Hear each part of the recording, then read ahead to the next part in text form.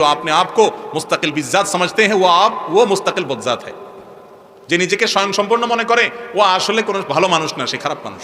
সে বুঝতে নানা আলেম নানান দিকে, আমরা যাব কোন দিকে আপনার কাছ থেকে জানতে চাই।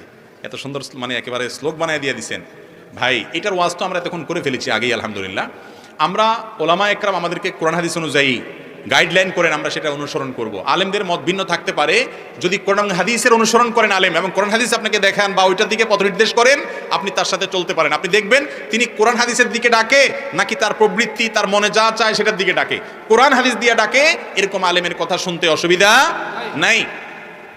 কিছু মানুষ আছে আবার একেবারে আলেমদেরকে ধুইয়া মুইসা তাদেরকে বাদ দিয়া বলে না না সব বাদ, হুজুররা সব নষ্ট হয়ে গেছে, ডাইরেক্ট নিজে কোরআন হাদিস পড়ো। কোরআন হাদিস আপনি কার কাছ থেকে শিখবেন ভাই? আলেম লাগবে কি লাগবে না?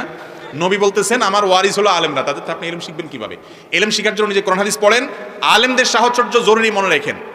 অবশ্যই কোরআন সুন্নাহপন্থী আলেম, বেদাতি আলেমের কথা বলছেন, কিন্তু সাহচর্য জরুরি। আজকাল অনেক ভাইরা বাংলা 2-4টা হাদিস পড়েই নিজেদেরকে এমন পণ্ডিত বানাইছে যে আলেমদের সোহবত সান্নিধ্যের কোনো প্রয়োজন তারা মনে করে।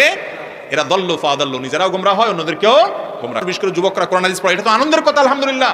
এরা ফালতু বই ছেড়ে কোরআন হাদিসে আসছে, আমরা তাদেরকে অ্যাপ্রিশিয়েট করি, সাথে সাথে অনুরোধ করি যে এর পাশাপাশি আপনি কোরআন এবং হাদিসপন্থী কোনো সুন্নাহ এর প্রকৃত অনুসারী আলেমের তত্ত্বাবধানে, একজন বা একাধিকের তত্ত্বাবধানে থাকেন, পরামর্শ নেন। নিজেকে স্বয়ং সম্পূর্ণ মনে করবেন না। আপনার সম্ভবত থানভীর রহমতুল্লাহ বলতেন, जो अपने आप को मुस्तकिल बिज़ात समझते हैं वो मुस्तकिल बदजात है। যে নিজেকে স্বয়ং সম্পূর্ণ মনে করে ও আসলে কোনো ভালো মানুষ না, সে খারাপ মানুষ। সে বুঝতে পারতেছে না। আল্লাহ তাআলা আমাদেরকে হেদায়েতের উপরে চলার তৌফিক দান করুন।